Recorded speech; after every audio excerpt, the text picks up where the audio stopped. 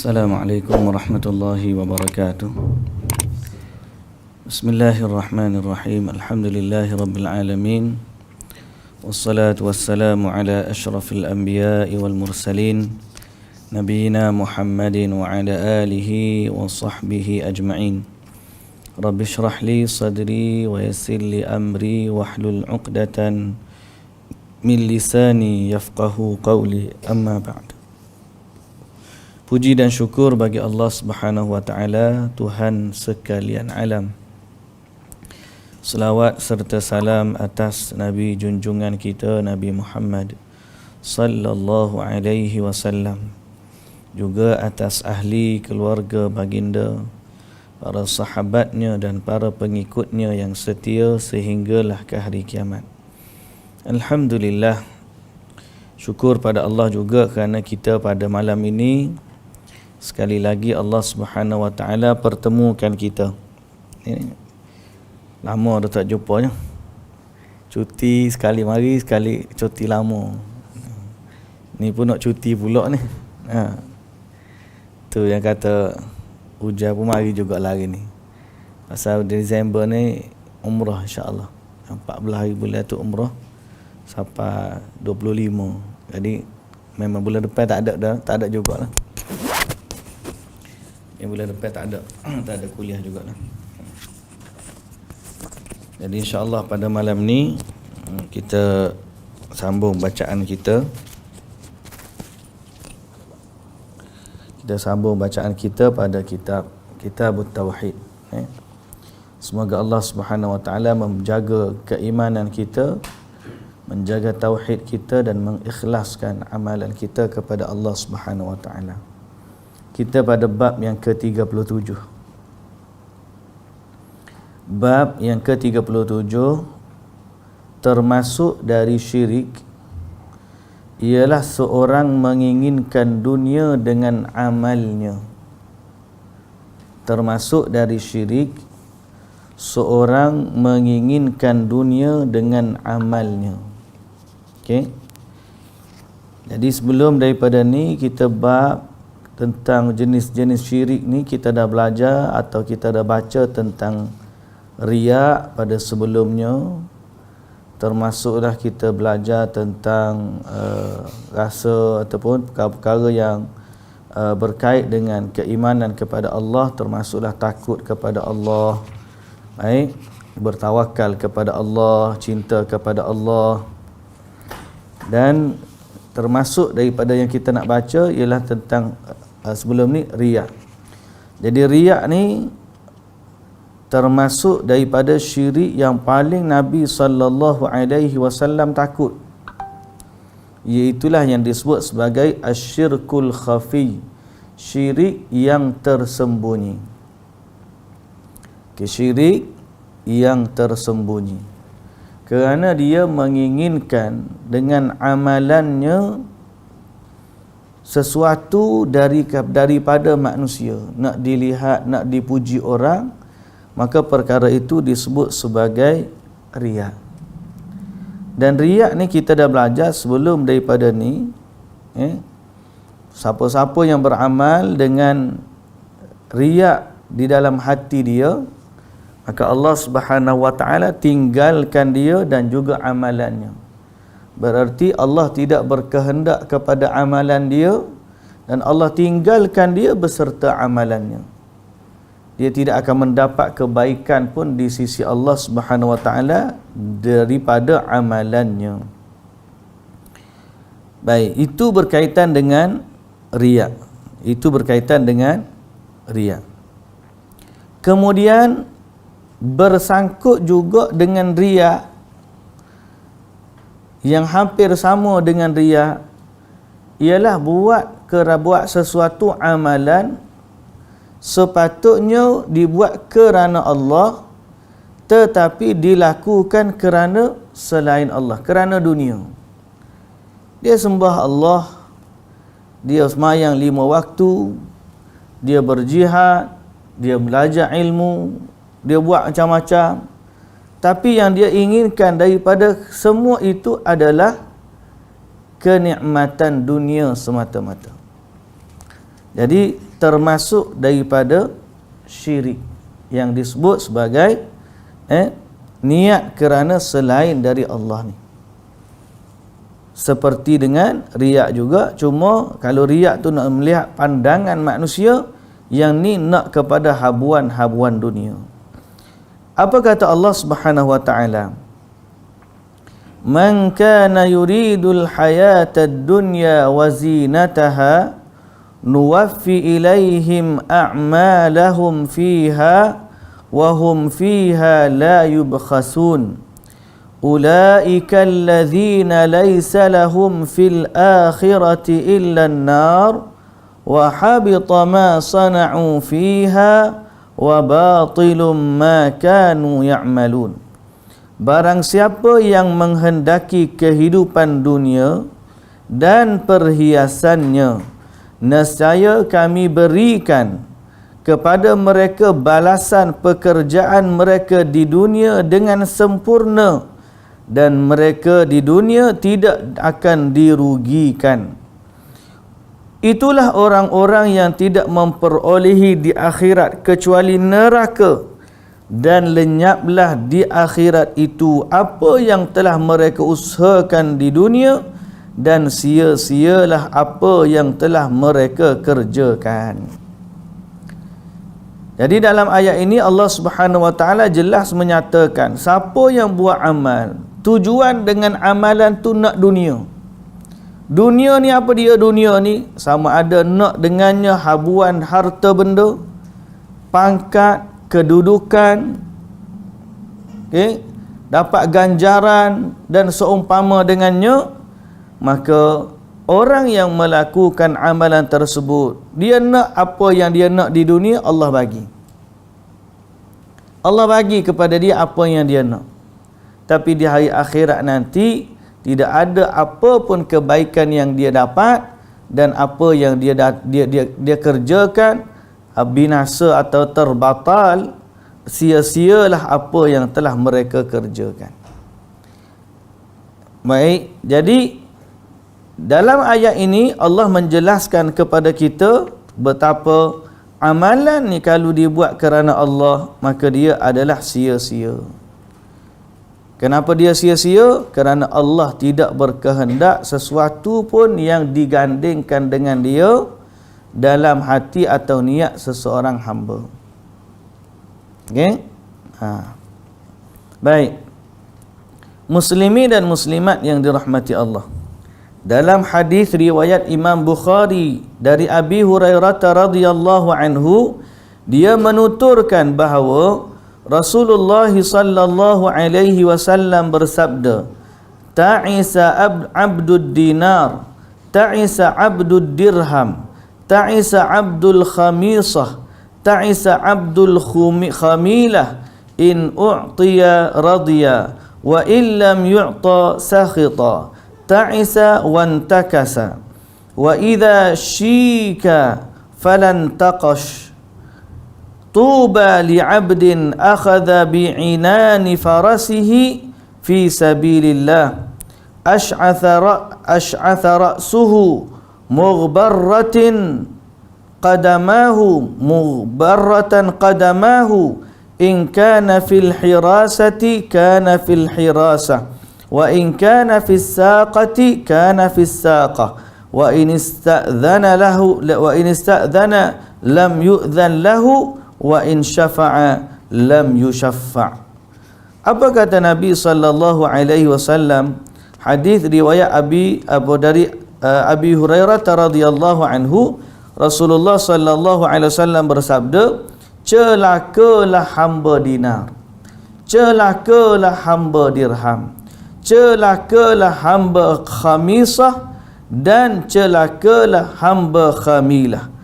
Khamisah dan khamilah adalah pakaian yang terbuat dari bulu atau sutra, dengan diberi sulaman dan garis-garis yang menarik dan indah.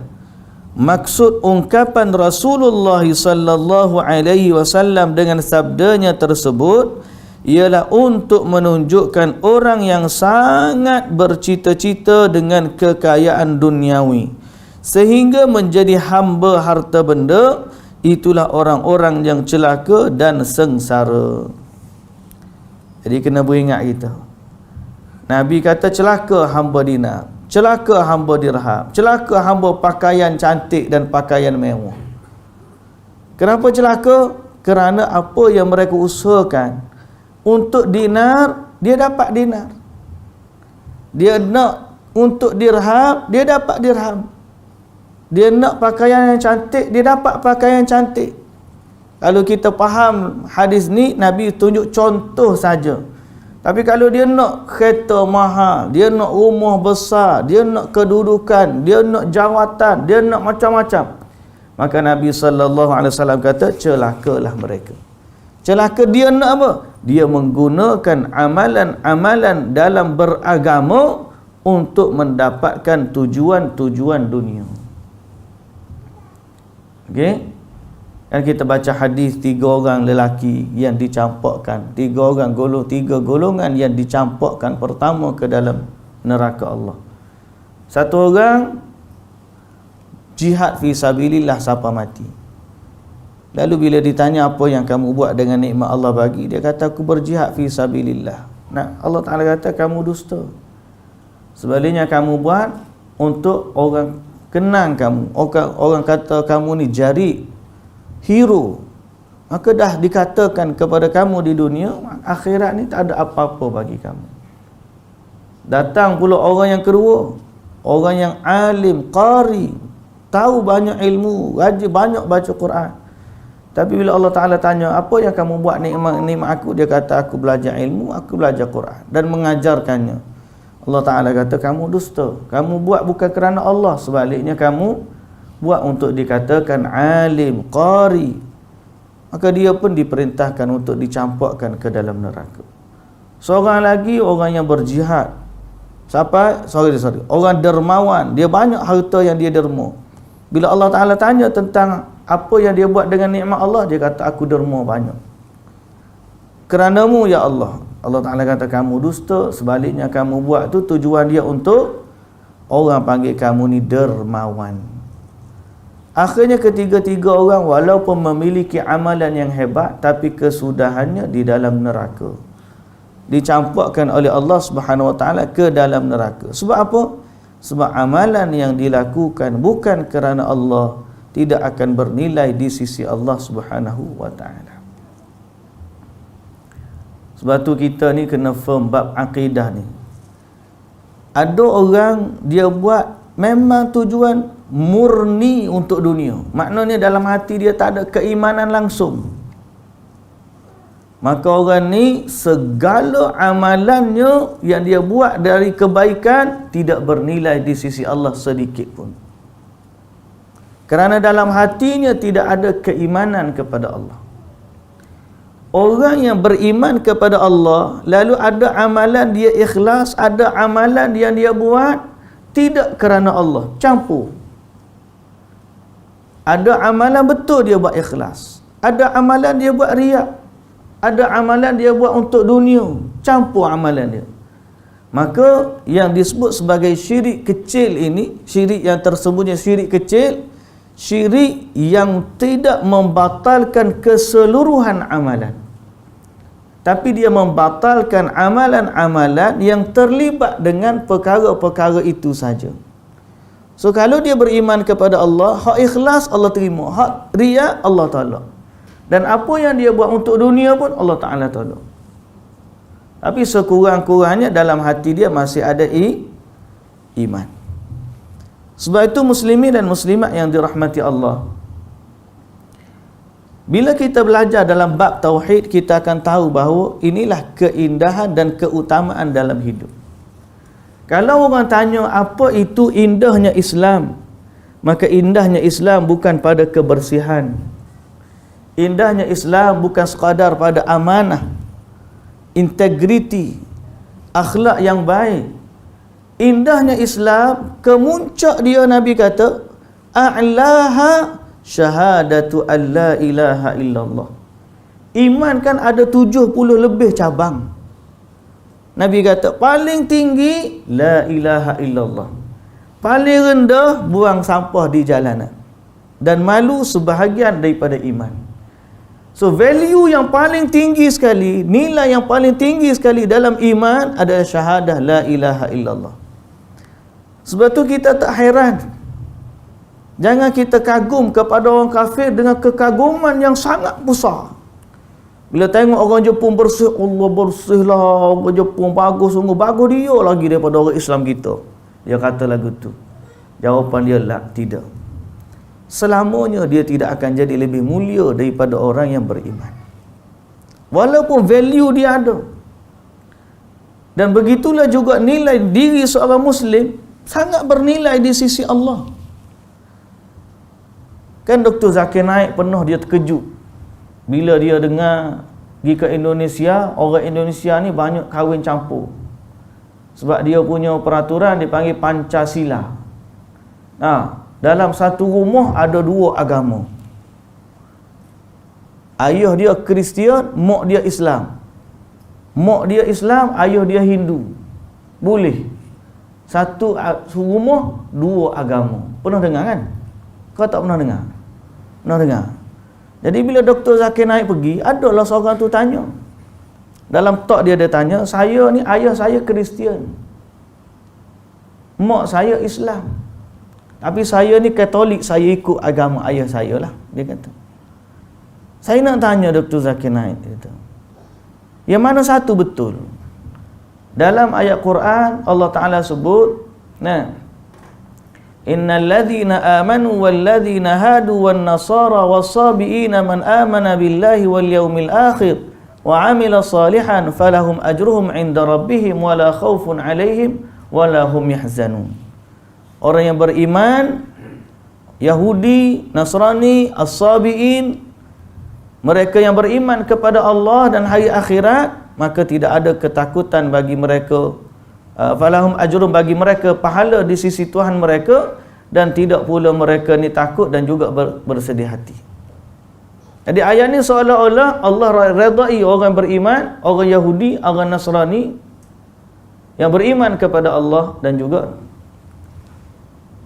dalam ayat yang lain pula dia kata, innal ladzina kafaru min ahlil kitab, orang kafir dari kalangan ahli kitab, wal musyrikin, dan orang musyrikin, fi nari jahannam, dalam neraka jahannam.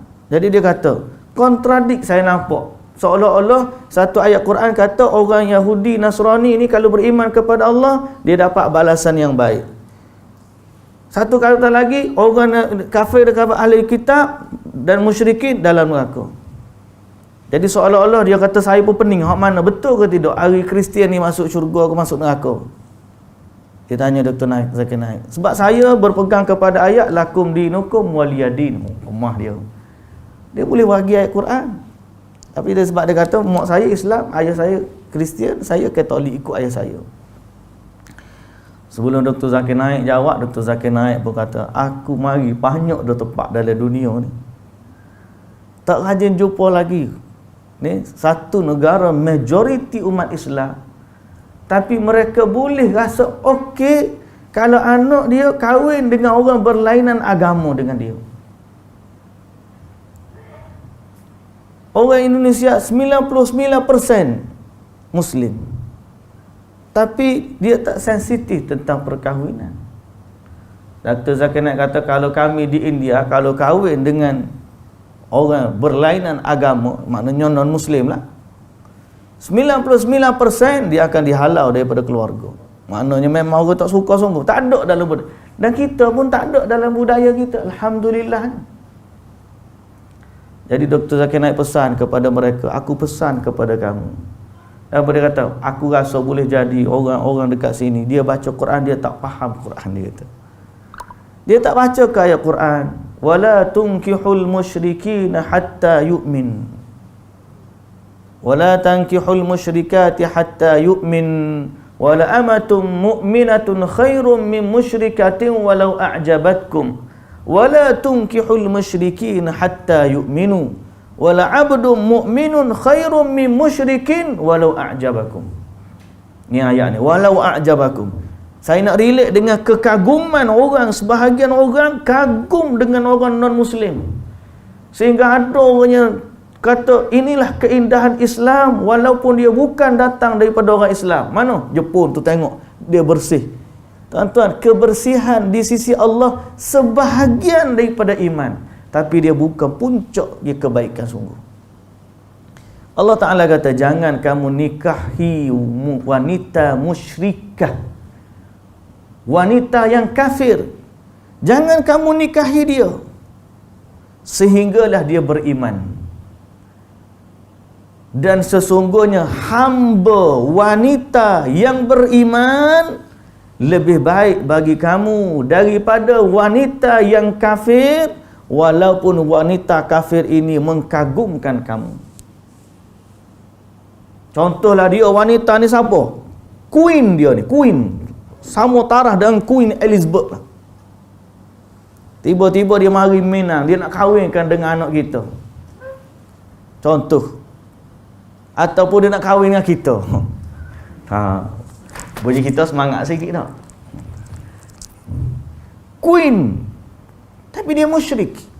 Cantik duduk dia, kaya duduk dia, baik duduk dia, cuma dia tidak beriman kepada Allah.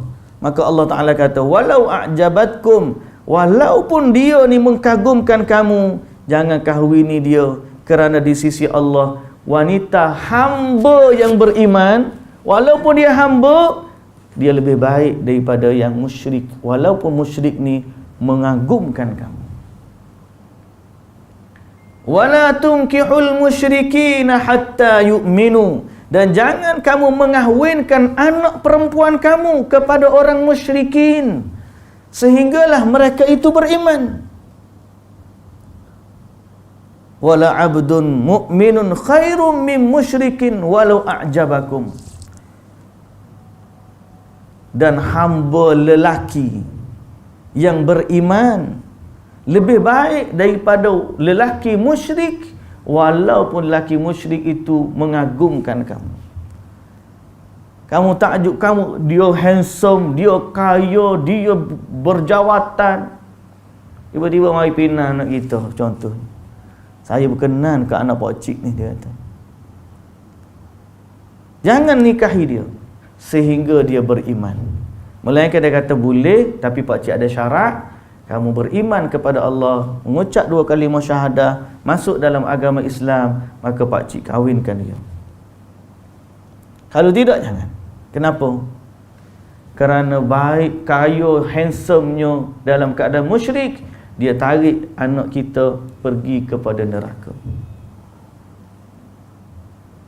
Lalu di mana kekayaan itu dibandingkan dengan neraka Allah?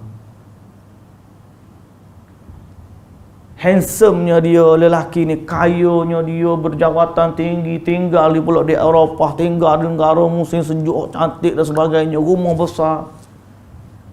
Kalau dia tak beriman kepada Allah, maka dia tarik anak kita pergi masuk ke dalam neraka. Ulaika yad'una ilan nar, Allah Ta'ala kata, mereka itu menyeru kepada neraka. Sebab tu tak boleh nak banding nilai iman dengan akhlak yang ditonjolkan oleh orang non-Muslim. Memang kita kagum dengan dia keindahan, orang panggil disiplin Jepun, ikut time dia Jepun, orang dia apa tu bersihnya, amanahnya, integritinya, bagus, memang bagus. Tapi jangan sampai kita kata dia lebih bagus daripada orang Islam. Kerana bagus dia pada pandangan kita, tapi dia tidak bagus pada pandangan Allah Subhanahu Wa Taala. Betul, orang beriman ni kacamata dia adalah kacamata Al-Quran. Kacamata dia adalah kacamata hadis. Kita tengok dia, Allah wah baik, tapi kasih sayang, kagumnya kita, sayang kita tak sebanding dengan sayangnya kita kepada orang yang beriman kepada Allah Subhanahu Wa Taala. Okey. Sebab tu keindahan Islam sebenar terletak bila apa yang kita lakukan dalam hidup ini kerana Allah. Qul inna salati wa nusuki wa mahyaya wa mamati lillahi rabbil alamin. Salatku, sembelihanku, hidupku, matiku, semuanya adalah untuk Allah Subhanahu wa taala. Yang ni yang kadang-kadang orang tak faham. Hari ni ramai orang Islam, dia anggap Islam adalah value, nilai, bukan pada tauhid, pada nilai. So dia kata Islam ni bagus, Islam jaga hak ini, Islam jaga hak ni, Islam jaga wanita, Islam tu gini, Islam ni, Islam jaga kebersihan, Islam ni tak makan benda-benda kotor, Islam ni. Kita dah baca keindahan Islam kitab belum ni kan? Memanglah. Tapi kemuncak keindahan Islam ialah apabila kita beriman kepada Allah. Yang ni kita nak suruh anak-anak muda orang Islam ni faham tentang Islam. Islam duduk pada akidah, Islam duduk pada tauhid. Tanpa tauhid, marilah value banyak mana pun. Pari orang yang paling baik atas dunia, tuan-tuan. Contoh siapa dia yang paling baik tu atas dunia? Akhlak dia. Ada. Dulu kita ada panggil Mother Teresa. Soho dulu dia buat kerja kebajikan seluruh dunia, Mother Teresa. Tapi dia tidak beriman kepada Allah. Di sisi Allah ada tak kebaikan bagi dia? Tak ada. Bukan kita nak menjadi orang yang menerakakan orang, tak. Sebaliknya kita nak suruh faham apa yang Allah bagi tahu kita, supaya kita ni hidup kita di atas landasan yang Allah Ta'ala kehendaki. Jadi jangan sampai kita hilang soal agama. Dan kita nak suruh anak-anak kita faham soal agama ni bukan soal value semata-mata. Awak kena jadi orang baik, jangan pecah amanah, penuh integriti, jujur, baik hati, suka tolong orang. Semua tu value-value yang baik, akhlak-akhlak yang baik. Tapi dia adalah akhlak-akhlak atau cabang-cabang keimanan yang duduk di bawah daripada tauhid kepada Allah Subhanahu wa taala.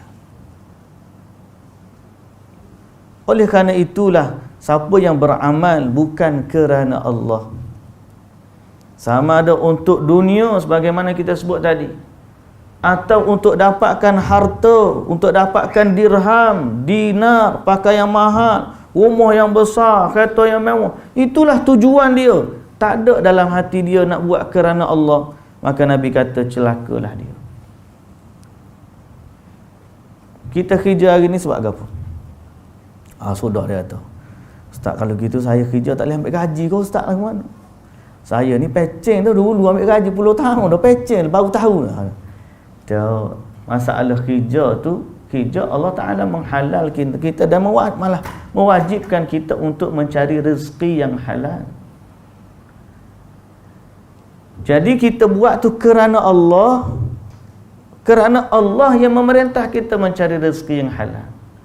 Dalam masa yang sama, bila ada sesuatu yang bertentangan dengan hak Allah, kita kena lebihkan hak Allah lebih daripada hak. Jangan kita kejar kepada harta benda sampai kita lupa kepada hak Allah. Itu nampak kita nak kepada selain Allah. Ngaji, tujuan kita belajar. Tujuan apa kita belajar? Kerana nak beramal kepada Allah, nak tunduk, nak suruh faham dalam agama. Tiba-tiba dia belajar betul-betul semata-mata untuk dapat sijil. Lepas dapat sijil, habis umur dia tinggal belakang dia belajar. Kalau soal agama lah, yang penting dia dapat sijil, nak dapat penghargaan manusia, dia dapat sekian, dia dapat harta begini. Okay? Jadi itu kena hati-hati. Kalau tiba-tiba dia hafal Quran, pasal apa? Pasal dia nak masuk pertandingan, nak bertahan Johan nombor 1. Itu niat dia. So kita katakan kena istighfar kepada Allah, balik semula niatkan ikhlas kerana Allah. Mana kalau tidak kerana tanding pun kita masih lagi nak buat pada tu. Ni bahayanya niat ni, masalah akidah. Sebab tu saya sebut juga keikhlasan ni berkait rapat dengan tauhid.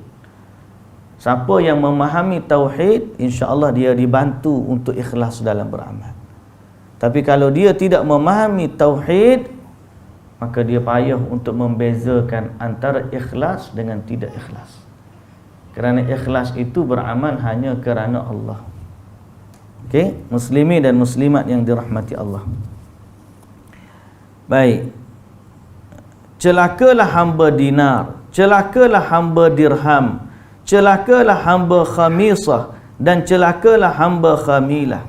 Jika dia diberi, ia senang. Jika tidak diberi, ia marah. Mana dia buat tu betul-betul untuk kalau dapat, dia pun senang, redha. Okeylah. Tapi kalau tak dapat, dia pun rasa memberontak dia. Kalau orang tu contohnya, dia buat semua ni untuk dapatkan jawatan. Bila dia dah usaha kerja-kerja, tiba-tiba tak dapat jawatan, maka dia pun berah. Kata aku tak nak adalah pasal apa? Aku tak dapat pun jawatan. Sebaliknya, kalau orang buat kerja kerana Allah, dia tak dapat jawatan pun tak apa. Pasal apa? Tujuan dia bukan untuk jawatan. Tujuan dia untuk menyampaikan amanah Allah Subhanahu Wa Taala. Maka akhirnya dia dapat apa yang dia nak. Dan itu lebih mulia di sisi Allah daripada orang yang dapat jawatan. Kalau dia nak kepada jawatan dia, kalau dia nak pada harta dia, tiba-tiba dia kerja tak dapat harta tu, alhamdulillah, dia dah dapat kerja dia. Sebab tu para ulama, orang-orang yang faham tentang agama, jual beli modal yang paling besar dalam hidup dia duduk dalam akidah dia. Sehingga apa saja dia buat, dia betulkan niat dia, aku buat kerana Allah, sebab dia faham, qul inna salati wa nusuki wa mahyaya wa mamati lillahi rabbil alamin. Dia pergi kerja, dia kata aku kerja kerana Allah. Dia berkahwin, dia kata aku berkahwin kerana Allah. Dia tanggung anak isteri dia, dia kata aku tanggung mereka kerana Allah. Dia hantar anak pergi sekolah kerana Allah. Dia bawa balik makanan kat rumah kerana Allah. Dia ziarah mak ayah dia ke kampung kerana Allah. Sahabat dia sakit di hospital, dia pergi ziarah kerana Allah. Sebab dalam hati dia tauhid. Dia tidak mengharapkan selain Allah. Kalau orang beri duit, kau orang tak beri duit, kau orang bayar, kau orang tak bayar, kau orang terima kasih, kau orang tak terima kasih, orang puji, kau orang tak puji, tak kisah dia. Pada dia, hak paling modal paling besar dia menega Allah. Ini adalah inti kepada tauhid. Inti kepada tauhid. Buat sesuatu kerana Allah. Sebab tu saya kata, bila orang tu sebut we can show the world the beauty of Islam without telling we are Muslim. Bila dia tengok Jepun tu kan, Jepun dah kemah tu, dia kata we can show the world the beauty of Islam without telling we are Muslim. Dia kata, saya pun jawab, the beauty of Islam ialah kita buat segalanya kerana Allah, dan ini tak termasuk. Sebab mereka buat bukan kerana Allah. Nampak tak? Jadi bab kita ni apa? Termasuk syirik, seorang menginginkan dunia dengan amalnya. Dia nak apa? Mungkin dia tak niat pun untuk dapat habuan dunia, tapi dia buat bukan kerana Allah. Dalam hati dia tu, kalau tanyalah orang Jepun tu, kenapa? Sebab disiplin dia. We respect the place, dia kata. So, dia dapat respect je lah. Kita kalau buat kerana Allah, kita dapat ganjaran dari Allah. Ni inti tauhid kita. Jangan molek. Baik, kandungan bab ini. Motivasi seorang dalam amal ibadahnya yang semestinya untuk akhirat, malah untuk kepentingan duniawi termasuk syirik, menjadikan pekerjaan itu sia-sia, tidak diterima oleh Allah. Baik. Seorang Muslim disebut sebagai hamba dinar, dirham, khamisah, khamilah jika menjadikan kesenangan duniawi sebagai tujuan. Mana kalau dia ni cara ke dunia, dia disebut sebagai hamba dinar, hamba dirham, hamba dunia. Bahasa mudah kan? Hamba dunia. Tafsir hal tersebut, hamba ni maknanya kalau dia dapat habuan dunia, dia senang hati. Kalau dia tak dapat habuan dunia, dia marah. Sedangkan hamba Allah, dia tak kisah tentang dunia. Dapat alhamdulillah, tak dapat, dia mengharapkan kepada Allah Subhanahu wa taala. Rasulullah sallallahu alaihi wasallam mendoakan kepada mereka, celakalah dan tersungkurlah. Okey? Baik, tiba-tiba waktu kita kata kerja dunia untuk Allah. Kerja dunia. Dah, kita buat kerja tu. Okey, lah kerja dunia ni kita sebut tadilah. Termasuklah kerja agama untuk Allah. Tiba-tiba ada satu bentuk lagi amalan dalam agama, tapi dibuat untuk dapat kemuliaan dan keistimewaan yang tidak disebut oleh Allah. Contoh, dia zikir banyak kali, tujuan dia berzikir supaya nak dapat ilmu kebal.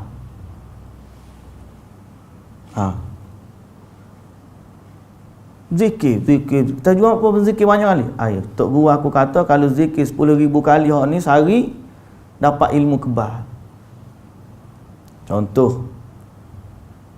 Ataupun kalau zikir banyak sekian, tapau orang rebah mata hijau. Nampak? Apakah itu termasuk daripada habuan dunia? Jawapannya ya.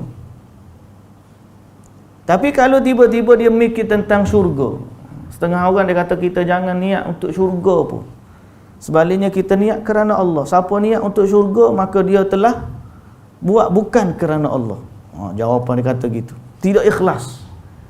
Kita katakan itu perkataan orang yang melampau dalam soal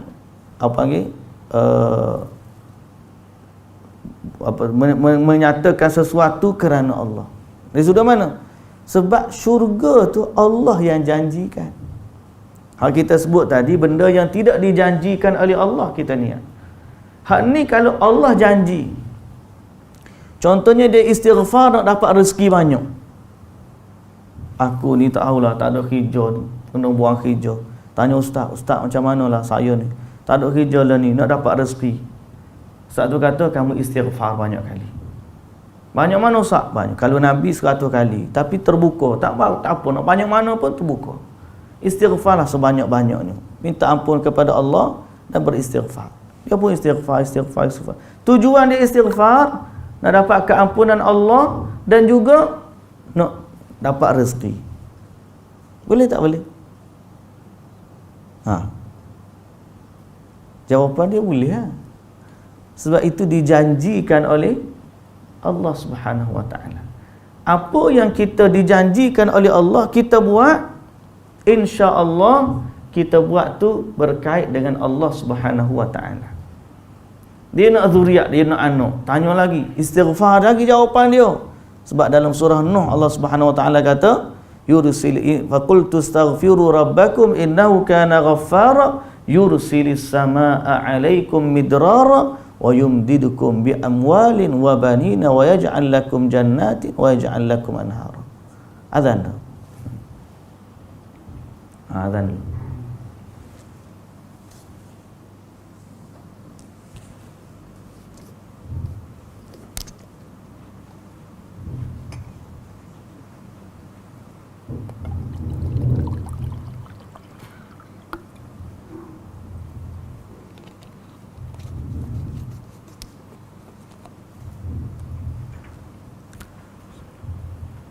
Allahu Akbar.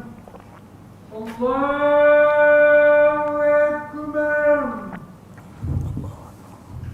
Allahu Akbar. Allahu Akbar.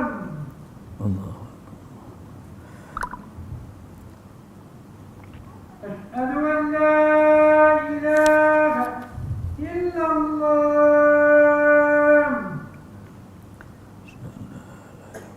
أشهد أن لا إله إلا الله.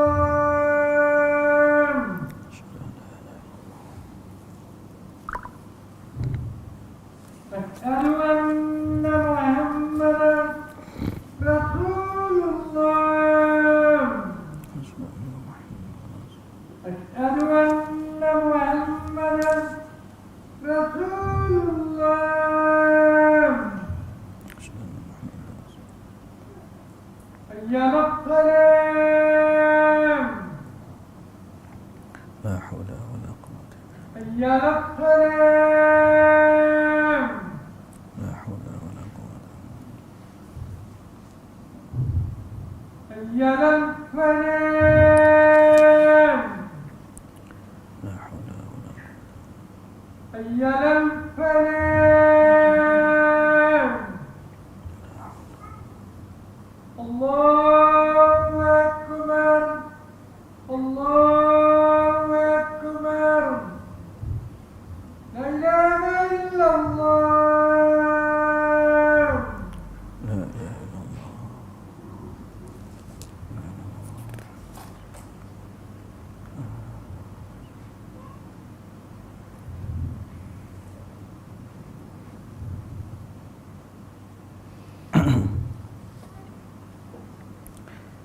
Baik, muslimin dan muslimat yang dirahmati Allah Subhanahu wa taala sekalian. Okey, hadis ni sambungan lagi dia. Lalu celakalah hamba dinar dan dirham. Dan Nabi juga sebut bahagialah pula. Tadi Nabi kata celaka pada orang yang buat kerja ni untuk dunia dan untuk dapatkan habuan dunia. Sebaliknya berbahagialah seorang hamba yang memacu kudanya berjihad di jalan Allah dengan kusut rambutnya dan berlumur debu di kedua kakinya. Bila berada di pos penjagaan, dia tetap duduk di pos itu. Bila dia ditugaskan di barisan belakang, dia tetap setia berada di garis belakang tu. Mana orang ni berjihad betul. Okey? Dan Nabi kata jika dia minta nak menemui penguasa, dia tidak diperkenankan. Mana dia tak ada kedudukan di sisi penguasa. Dan bila dia nak bertindak sebagai perantara syafaat, nak bagi bantuan kepada orang, tidak diterima syafaatnya. Mau siapa? Nabi kata berbahagialah orang yang macam ni. Dia pergi berjihad di jalan Allah, pacu kuda dia, jaga perbatasan, duduk di barisan belakang, tapi dia sendiri tak ada kedudukan pun di sisi penguasa. Dan kalau dia nak bersuara pun orang tak dengar suara dia. Maka di sini orang ni dia tidak ada timbul dalam diri dia sedikit ataupun habuan daripada habuan dunia. Dah. Sebab dia kerja. Kadang-kadang kita Allah, ada orang kerja dia memang tak ada kaitan langsung dengan puji-pujian manusia. Orang tak endah pun kepada dia. Mungkin orang lalu orang tak pandang pun dia. Dia kerja sapu-sapu, cukup gaji 2 bulan dapat makan, minum, tangguh anak sikit banyak. Esok pergi kerja. Pagi-pagi dia duduk sapu. Apa hak dia buat tu ada dalam hadis. Membuang sampah dari jalanan. Tapi dia sendiri pada pandangan orang, tak ada orang datang nak puji dia begini. Alhamdulillah, boleh jadi di sisi Allah dia adalah orang yang diterima amalannya. Boleh jadi. Sebaliknya hak kita bimbang ni apa dia? Kita yang ada jawatan, kita yang ada begini. Bila kita buat kerja, orang puji kita. Bila kita ni orang kata bagusnya dia. Kerja lebih sikit, naik pangkat. Lalu kita dalam hati kita ni kadang-kadang nak kata murni kerana Allah tu, takut kita. Kadang-kadang baik duduk di balik tabir daripada duduk depan. Duduk depan ni orang tengok belakang. Balik tabir dia tak ada masalah. Kita duduk depan ni pah orang puji, pah orang kata, pah orang tu, pah orang begini. Nak jaga hak bak ikhlas tu, Allahu Akbar. Baik orang tak kenal duduk zikir kerja. Dia nyapu siapa tak ada orang duk kata apa. Dia jaga perbarisan duduk, mungkin dia ni polis private je. Dia tak ada kaitan. Kalau dia jadi ketua polis tu lain pula ketua balak. Orang tu pari, orang tu tanya, nak buat sikit sini, nak kena ada untung situ, nak kena ada untung sini. Mula dia mikir. Bila dia duduk ada kedudukan tinggi, dia pun jauh dia mikir dunia dia. Tapi bila dia tak ada kedudukan tinggi tu, dia mikir, tak apalah aku cukup hak ni je lah. Hak lain kita minta dengan Allah Subhanahu Wa Taala. Jadi Nabi SAW puji orang mujahid macam tu. Okay? Nabi kata celaka hamba dinar, celaka hamba dirham, celaka hamba khamisah, celaka hamba khamilah. Nabi telah celaka orang ni. Pasal apa? Ini hamba-hamba dunia.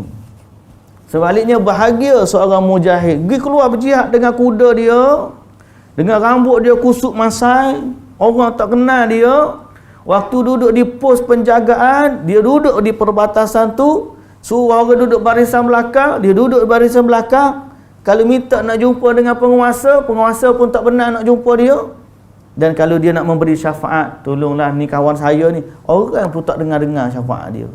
Jadi dalam hati dia tak ada harapan sedikit pun terhadap penguasa dan orang-orang tinggi daripada dia. Sebaliknya harapan dia hanya kerana Allah Subhanahu Wa Taala. Boleh jadi di sisi Allah akhirat nanti, hak bawah ni yang tidak dikenali manusia, nilai ikhlas dia lagi besar daripada orang hak duduk di atas dan senantiasa dipuji orang. Terang. Kenapa kita boleh baik? Sebab kita tahu asas kepada semua ni adalah tauhid. Asas kepada semua ni, bila kita buat sesuatu dalam hidup kita kerana Allah. Lagi orang tak puji, lagi kita jauh daripada rasa riak. Dah, dia tak ada dalam hati dia, tak mikir, tak terfitnah dia dalam soal tu. Sebab tak ada orang pun nak puji, tak ada orang pun nak bangga. Kalau malah pun dia pun nak mengaku, awak kerja apa? Saya kerja pemungut sampah. Dia nak kerja pun Allah nak jawab pun malu. Sebaliknya kalau orang tahu kerja saya, ayah saya penasihat kepada As-Sultan, contoh nama dia. Nama dijawab tu pun bangga. Ada sedikit rasa bangga dia. Oi. Bimbang kalau dia mikir bab gitu ni. Kita nak jaga ikhlas tu. Kita sangka ikhlas dah kita ni. Tapi bila kita baca hadis lagu ni kan, kita berasa mana kita dengan nilai ikhlas yang sebenar? Tak ada. Masih lagi ada di dalam hati kita sesuatu yang terkait dengan urusan dunia. Itulah nama zuhud. Zuhud ni kalau dapat pun tak apa, tak dapat pun tak apa. Buat kerana Allah. Orang puji pun tak apa, orang tak puji pun tak apa. Orang terima kasih pun tak apa, orang tak terima kasih pun tak apa. Kita Allah senyum pun tak. Tak orang cakap terima kasih pun. Aku bukan nak balasan, kau cakaplah terima kasih. Terima kasih, mengharapkan terima kasih tu pun kurang dah ikhlas dia. Sebab dalam Quran Allah Ta'ala kata, innama nut'imukum liwajhillah la nuridu minkum jazaan wala syukura. Aku bagi makan, antara sifat ahli syurga dia kata, aku bagi makan ni betul-betul kerana Allah. Aku tidak mengharapkan balasan dan aku tidak mengharapkan ucapan terima kasih. Sehingga kadang-kadang orang yang memberi dalam orang keadaan tak tahu. Orang tak tahu pun dia. Sehingga tak ada timbul dalam hati dia. Tapi kadang-kadang kita dah selamat daripada pujian manusia. Mari pula ujian belah dalam. Itu jangan pula. Dia panggil ujub ataupun riak. Itu dalaman diri kita. Ujub ni, riak nak mengharapkan pujian orang. Ujub ni ialah rasa bangga dalam diri sendiri. Tak ada orang lain puji, dia sendiri puji dalam hati. Bagus aku, ikhlas aku. Dia pun orang tangan, ambillah pakcik ikhlas. Dia kata dia ikhlas. Belum tentu lagi. Jadi bab tauhid ni penting kita belajar. Buatlah sesuatu dalam hidup ni kerana Allah dan jaga hati kita. Jaga tauhid kita. Sama ada kita buat sesuatu amalan yang betul-betul bersifat ibadat, kita niatkan kerana Allah, ataupun dalam urusan-urusan kehidupan dunia kita yang sepatutnya kita boleh ikhlas dalam masalah tu dan kita menuai pahala yang bertimbun-timbun di akhirat sana. Kerja kita, keluarga kita, umur kita, masak kita, hatta tidur kita, bangun kita, balik kampung kita, tolongnya orang tu kita, bayar gaji pekerja kita. Ada orang bayar gaji pekerja sebab nak bisnes dia maju. Tapi ada orang bayar gaji pekerja supaya orang dapat menyara keluarga mereka. Aku ni tak boleh ni, siar ke pekerja aku ni. Kalau aku tak bayar gaji dia, dia tak boleh bagi anak-anak dia makan. Seorang bayar gaji kerja, aku nak bayar ni sebenarnya, kalau tak bayar dia mampus syarikat aku. So niat tu duduk mana kita? Ikhlas kita kerana Allah tu duduk mana? So balik kepada tauhid, apa-apa dalam hidup buatlah kerana Allah.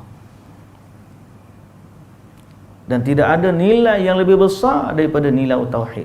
Walaupun seorang tu hamba tapi dia beriman, dia lebih baik daripada putera ataupun permaisuri, putera raja ataupun raja sendiri.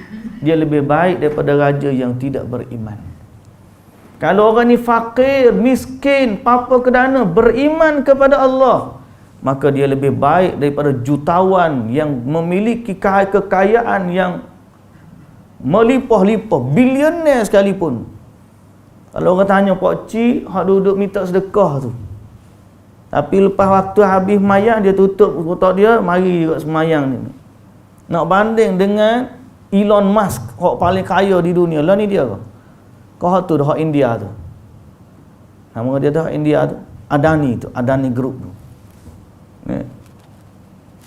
Nak banding dua tu, combine lagi kekayaan Elon Musk dengan kekayaan hak Adani, hak nombor 1 dengan nombor 2 di dunia.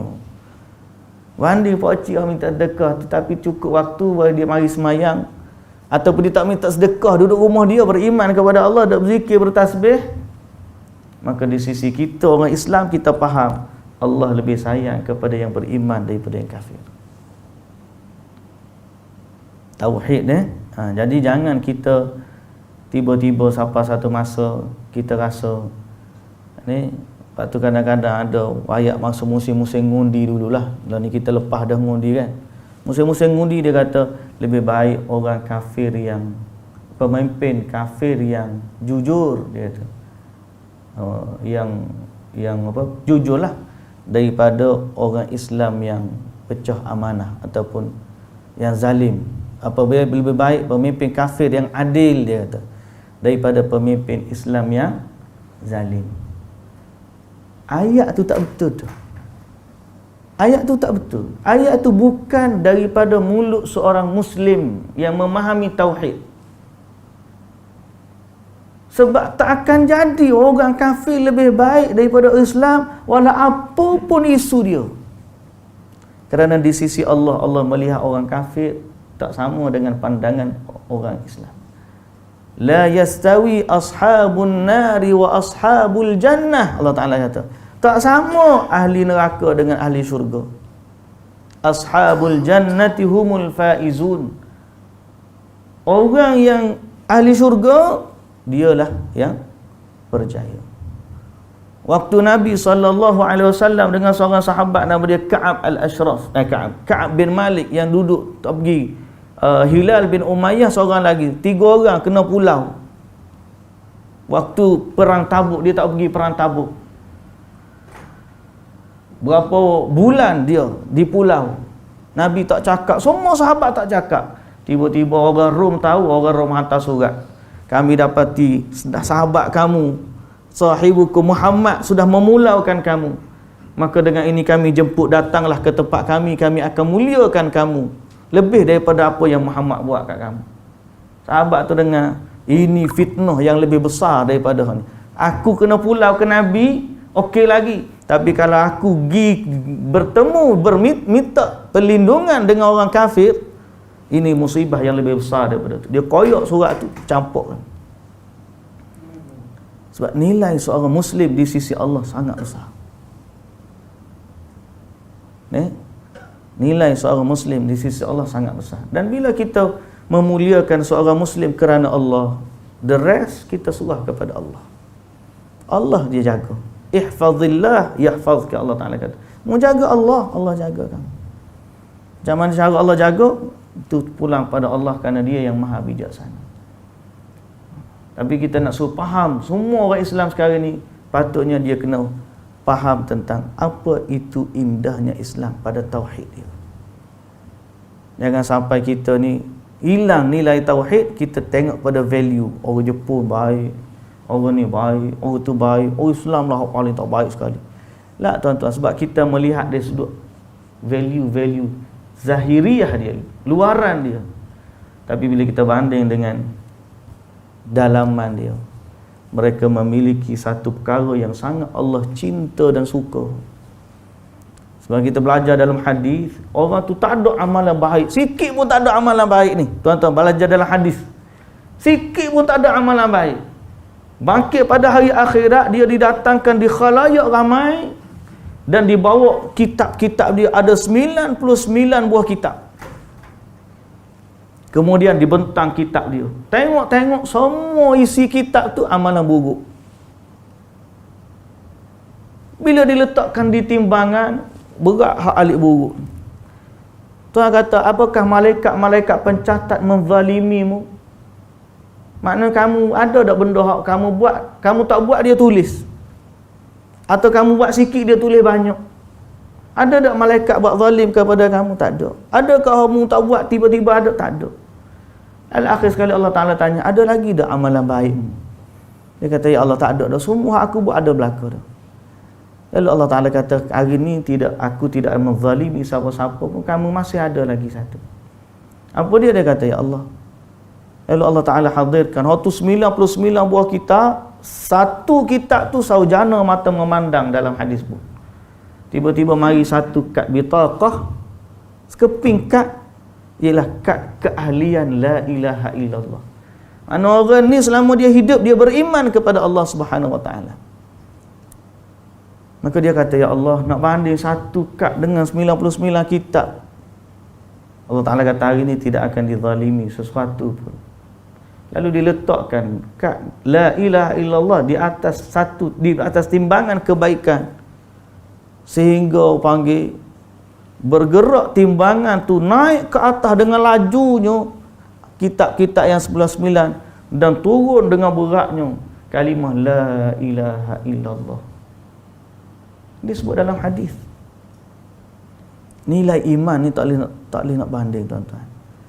Hari ni kita dah ke arah kepanggil masyarakat majmuk, alhamdulillah. Kita nak kepada keharmonian, alhamdulillah. Tapi jangan kita rasa kita duduk dengan harmoni dengan boleh sehingga menganggap agama tu sama berlaku. Dia Muslim ke, dia kafir ke, dia musyrik ke, dia agama apa sekalipun, yang penting kita semua ni rakyat Malaysia yang berbilang kaum dan berbilang agama. Jadi status kita sama-sama, kita rasa selama dia orang yang senegara dengan kita, kita sayang dan kita cinta. Tapi selama dia beragama dengan kita, kita pun tak kisah sangat. Sedangkan di sisi Allah, agamalah yang menyatukan kita. Di sisi Allah, agama, tuan-tuan. Tauhid, soal tauhid. Orang kita saya duk takut kadang-kadang sampai satu tahap orang tidak menilai tauhid itu satu benda yang benar, besar. Dia tengok value, oh dia ni bagus, jujur dia ni, tak nipu orang. Hak ni lah hak betulnya. Memang betul, tapi kalau dia jujur, baik, itu dia tak ada iman, apa jadi di akhirat nanti? Allah Ta'ala kata, wa qadimna ila ma amilu min amalin faja'alnahu haba'an manthura. Tuan-tuan tak baca surah Kahfi? Qul hal nunabbi'ukum bil akhsarina a'mala alladzina dhalla sa'yuhum fil hayatid dunya wa hum yahsabuna annahum yuhsinuna sun'a. Siapa paling rugi amalan dia? Allah Ta'ala kata, nak tak aku khabarkan orang paling rugi amalan dia. Siapa dia? Alladzina dhalla sa'yuhum, dia sesat di dunia. Wa hum yahsabuna annahum yuhsinuna sun'a, tapi dia rasa masa duduk dia buat benda baik. Dia jujur, dia amanah, dia jaga hak orang, dia tak kacak dia baik sungguh. Tapi satu je. Ulaika alladzina kafaru bi ayati rabbihim wa liqa'ihi Dia dulu waktu hidup dia kufur kepada Allah, kufur kepada ayat-ayat Allah, kufur kepada hari pertemuan dengan Allah. Lalu Allah Ta'ala kata apa? Fahabitat a'maluhum. Semua amalan yang dia buat dulu binasa berlaku. Fala nuqimu lahum yaumal qiyamati wazna. Lalu kami tidak tegakkan bagi mereka timbangan pun untuk ditimbang amalan mereka. Pasal tidak ada tauhid.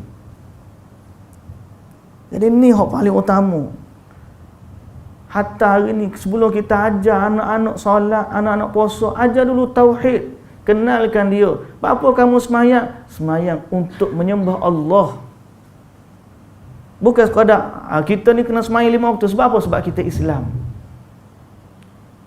Apa kita nak? Sebab kita Islam. Apa? Sebab dia pun tak tahu Islam tu macam mana. Sebaliknya kita, kenapa kena semua? Sebab kita nak menyembah Allah dan itulah Islam. Kaitkan dia dengan Allah, kaitkan dia dengan Tuhan. Dia pasal apa Islam? Akhir sekali dia kata Islam ni susah. Dia tak faham. Sebab tu kita nak mengaji bab tauhid ni tuan-tuan. Kena mengaji, kena ajar, kena panggil anak-anak kita, ajarkan mereka tentang tauhid, tentang Allah tu siapa. Dia yang berkuasa kepada kita dan nilai kita yang paling besar dalam hidup ni adalah keimanan kepada Allah Subhanahu Wa Taala. Semoga Allah Subhanahu Wa Taala jaga kita semua. Semoga Allah Subhanahu Wa Taala memberikan taufik dan hidayat kepada kita. Dan Allah jaga hati kita, jaga iman kita, jaga amalan kita, agar semua yang kita buat di dunia ni diterima oleh Allah Subhanahu Wa Taala dan Allah mengganjarinya dengan ganjaran syurga nanti insya-Allah. Wallahu taala alam. Kita berhenti setakat tu. Kita akan bersambung pada bab yang ke-38, iaitu bab barang siapa mentaati ulama atau umara dalam mengharamkan apa yang dihalalkan oleh Allah atau menghalalkan apa yang diharamkan oleh Allah, bererti dia telah mempertuhankan mereka. Mana termasuk syirik ialah kita ikut seseorang sehingga dia menghalalkan apa yang Allah haram, kita ikut dia. Dan dia mengharamkan apa yang Allah halalkan, kita pun ikut dia. Maka itu juga syirik kerana itu hukumnya mempertuhankan mereka. Tapi waktu kita baca nanti, jumpa sekali lagi yang kita tak tahu bila pula. Kalau panjang umur ada lagi insya-Allah. Doa biar sihat, panjang umur, diberi taufik hidayah oleh Allah Subhanahu wa taala. Wallahu taala alam. Subhanakallahumma wa bihamdika asyhadu an la ilaha illa anta astaghfiruka wa atubu ilaik. Aqulu qawli hadza wa astaghfirullahal azim li wa lakum. Assalamu alaikum warahmatullahi wabarakatuh.